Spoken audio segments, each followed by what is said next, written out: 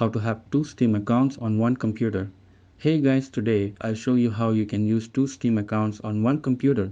So to get started, if you want to keep your personal and gaming accounts separate or share your PC with someone else, this guide will walk you through the process step by step. Let's get started. Step 1. Logging into your Steam account. Begin by opening Steam and signing in with your current account. Once logged in, click on your username in the top right corner of the Steam window. A drop-down menu will appear. Select Change Account. Steam will then restart, bringing you to a screen labeled Who's Playing. Here you'll see your current account listed along with a plus button next to it. Click this button to add a new account. Step 2. Adding a new Steam account. After clicking the plus button, Steam will prompt you to sign in with another account.